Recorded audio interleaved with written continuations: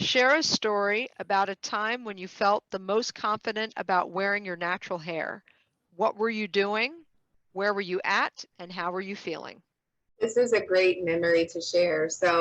A time when I was feeling the most confident about wearing my natural hair was actually I had just moved to the area, to the DMV area. This is recently. And I had located a natural hair salon.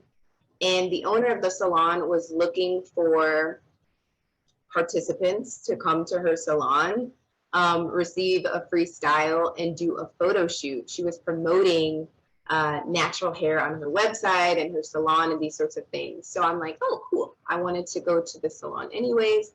But when I arrived, there were at least 7 other women, all with different types of natural hair. And I immediately just felt so good about being in there and being able to share, my stories. There was all different skin colors, all different hair textures, all different lengths, different styles. It was so amazing. So I was feeling very confident. I was feeling so in love with my natural hair and all of their natural hair. It was an amazing experience, and I was so glad for the opportunity to share it with other women who were also just so in love with their natural hair textures. So that was for sure a highlight for me of feeling confident, the most confident about my natural hair. Share a story about a time when you felt the least confident about wearing your natural hair. What were you doing? Where were you at? And how were you feeling? I have so many of these, and I think that most of the experiences that I had where I felt the least confident were in my childhood, mostly because I didn't really know how to do my hair. Now there are so many products, and when I was growing up, there weren't all of these products tailored towards natural hair. I'm also biracial, and my mother did not have the same hair texture as me, so I think she was kind of on a learning journey. So there were many times where I would try to do my own hair. I remember specifically, I was in first grade, and we were standing in a line to go to the library.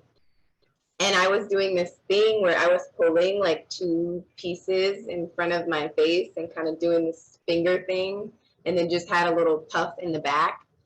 And I think I felt good about it in the morning when I had left. But there was a student behind me who was like, your hair looks like a horse in the front and a rabbit in the back, or something along those lines. And I was a super shy kid. I didn't really talk that much, but I was like, what?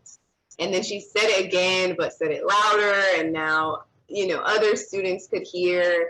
And I think in that moment, I was just feeling very small. I felt very different. I did grow up in a town that was predominantly white. So it was likely that I was one of maybe 2 students of color in my class.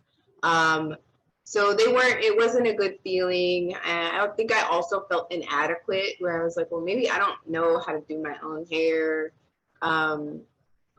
Just very insecure, and very embarrassed by her comments. What factors help you determine how and when to wear natural hairstyles? Can you share a story that serves as an example? So nowadays, I am always wearing a natural hairstyle.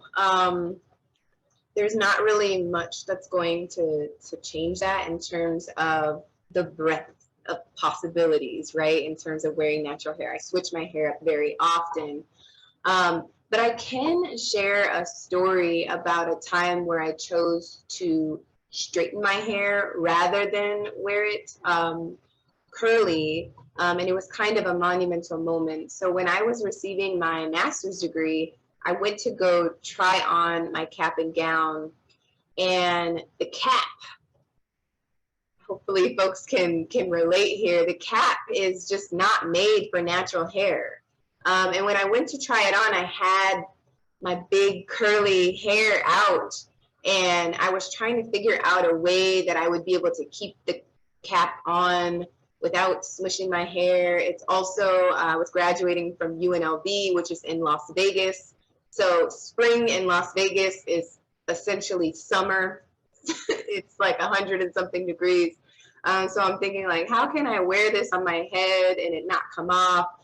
So at that moment, I was like, well, I could just straighten it and then I can just clip it. And I wouldn't have to worry about smashing my big hair. And it was tough because I was thinking, wow, you know, my master's thesis has to do, you know, I'm researching about natural hair. And then at my master's graduation, I'm going to straighten my hair. But this was a decision that I made based on, you know, the cap I was given. I've actually seen so many folks pull it off just flawlessly, just do it where I'm like, I wish I could have done it like that. But I didn't. I ended up straightening my hair, and in that moment, I know that I felt regret. I wanted to have the curly hair, you know, with my graduation picture. It was like something that I had kind of just assumed that would be a possibility, that actually ended up being a challenge for me. So I did decide to straighten my hair for my master's photos, and then also graduation as well. Even extending on to my doctoral graduation was virtual. I'm a COVID grad, so shout out to the COVID grads. But I also straightened my hair wearing that because for the same reasons. I just couldn't figure out. My hair is very large when I wear it out and natural, and it just wouldn't be able to achieve the same look. So tough decision, but one I made. Are there other hair stories that stand out for you, either positive or negative, that you want to share? Yes, I want to share an example of a microaggression, because I think that sometimes when we experience microaggressions, we sometimes question ourselves, like, did that really happen? Did that person really just say that? And maybe even wonder if we have the right to be offended, or are we overreacting? So in this situation, I was in grad school. I had my hair straightened because I had taken my cap and gown photos and needed the hat to fit. So I had talked about that previously, but I was walking through the halls, and a colleague of mine, another graduate student, a few cohorts above mine, stopped me in the hallway and said, "Something is different about you," you know, in a joking way. And I kind of laughed it off. I was on my way to do something, and I kind of went, and he said, "No, stop. I'm trying to figure it out. I can't quite put my finger on it. Your hair is different." And I said, "Yeah, it is." And he said, "Wow, you look so much more professional like that." And immediately I felt anger, because my hair is professional however I choose to wear it, right? My natural hair is professional. My braids are professional.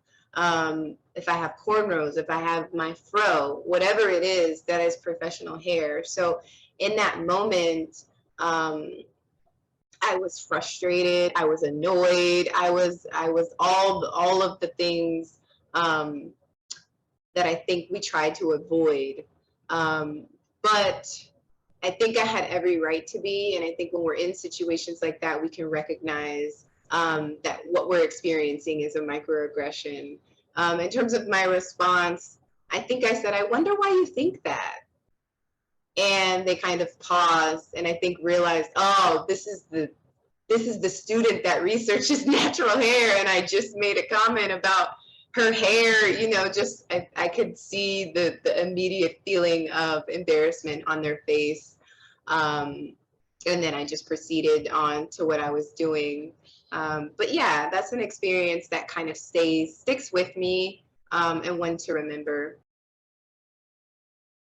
Thank you all for watching. For more information on SICSS-Howard Mathematica, visit our website, follow us on social media, and join our email list.